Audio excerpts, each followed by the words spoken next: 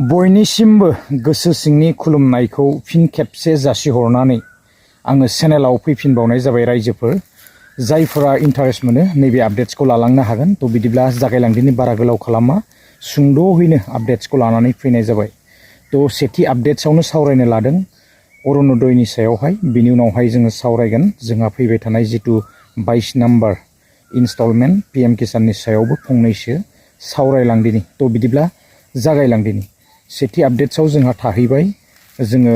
मिथिनो मोनखानाय जितुनिखि अरुणोदय ना गोबांथार दावराव बयबो न'आवहाय आंनियाव हाबबाय ना थ' गोबांफ्रा एसएमएस मोनजोबखाबाय आरो चेक खालामबाय फैसाबो दिहुनबाय जानांगौ आरो सार्भारा बिजि जादों एसे बेखौ हले मिथिखाना थ' सार्भारा बिजि जाखागोन इमान फैसा हाबदों दा जियानो हक दिहुनबाय जानांगौ गोबांफोरानो ना थ' बिदिब्ला जोङो सावरायदिनि दा जायफोरा माने मोनासै दुखुनांथावा बेसो जाहैबाय ना गोबांफोरा मोनाखै दै गोबांफोरनिया हाबासै माने एप्रुभ जायासै जानांगौ निस्सय ना साबमिटसो खालामासै माने गामि गामि बेबायदि दाखालि बावै फर्मफोर फैदोंमोन फर्म फिलआप खालामब्रबनानै माने थाइसे हाबाखैमोन ना बै समावहाय जायफोरना थाइसे हाबाखैमोन बा 1250 थाखाखौ मोनाखैमोन बै समावनो बेबायदिनो बिनि उनावहाय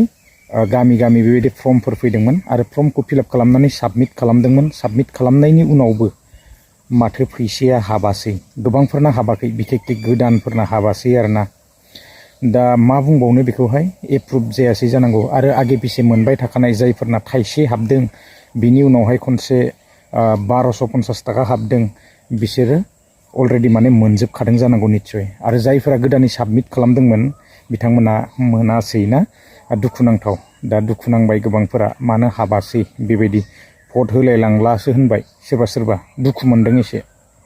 दा जियानो हक दुखुखौ मोनखागोन दा जोङो आपडेट्स फैनाय नुनो मोनदों मामाया हबायावहाय जितुनिखि दिनै हबानि गेजेरजोंहाय फैसाखौ सोनानै होबायना बे हबायाव एनाउन्स खालामलांदों आरो फोसावलांबाय बेबायदिनो 10% माने जोङो 10% ना बेबायदि आरो मोननो बाखि दङ गोबांफोरानो मोनाखै जायफोरा मोनाखै माने मोनगोन जाहैदों आरो अरुणोदयनि राङा बारायगोन बेबायदि बुंलांदों दा इलेक्सननि बेबायदि मिटिंआवसो खिन्थासिगोन जाहैदों नेनानै थानांसिगोन बेसेबां बारायगोन दा बर्तमान बेखौ मिथिथ'वा आरो जोङो जायफोरा मोनाखै अरुणोदयनि रांखौहाय दिनै थ' मोनगोन जोङो नेनानै था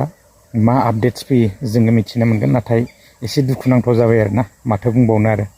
दा नेनानै थादो आपडेट्सफोर फैगोन बेबायदिनो आपडेट्सफोर मोनोबा लाबोगोन थ' बिदिब्ला जोङो गुबुन मोनसे आपडेट्सआव थांदिनि थ' बेनो जाहैबाय पीएम किसान थ' जोङो बयबो नेनानै दङ 22 नाम्बार इनस्टलमेन्ट आरो सावरायबोबाय थाखादोंमोन थ' पीएम किसाननि फाइनाल आपडेट जोङो मोननो हाबाय थ' बेनो जाहैबाय जोंहा बे 13 मार्चआनो स' बे 13 मार्चआवहाय जोङो बेबायदिनो हबानि गेजेरजों डिबिटि ना डाइरेक्ट बेनिफिट फान्ड ट्रेन्सफार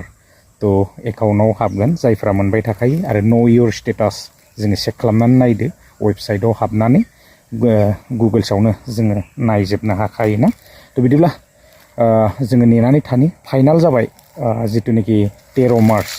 थ' बेनो आरो आं एसे क्लिप्सखौ होलांदिनि थ' जोङो फाइनाल आपडेट्स मोननो हाबाय पीएम किसाननि 2000 रांखौहाय जोङो मोननो थांगासिनो दङ आङो बे क्लिप्सखौ होनानै भिडिअखौ बेसेखिनियावनो फोजोबनो सानबाय गोजोन्थों नेक्स्ट भिडिअ लोगो मोनगोन आरो अन्नानै चेनेलखौ गावसिनानै होयोब्लानो जाबाय एसे थाबैनो साबस्क्राइब खालामनानै ला आङो बेबायदिनो आपडेट्सफोर लाबोबाय थागोन गोजोन्थों बाय হিতাধিকাৰীৰ একাউণ্টত 13 মাৰ্চত 22 নং কিস্তিৰ ধন জমা হ'ব যিহেতু এই পিএম কিষাণৰ অধীনত প্ৰতিগৰাকী কৃষকে বছৰি 6000 টকাকৈ লাভ কৰে অৰ্থাৎ প্ৰতিটো ইনষ্টলমেণ্ট বা প্ৰতিটো কিস্তি তেওঁলোকে 2000 টকা লাভ কৰে গতিকে এই কিস্তিটো আপুনি লাভ কৰিব এই 22 নং কিস্তিত আপোনাৰ 2000 টকা পুনে পুনে একাউণ্টত সোমাব ডিবিটি মাধ্যমযোগে প্ৰতিগৰাকী কৃষকৰ একাউণ্টত এই ধন জমা হ'ব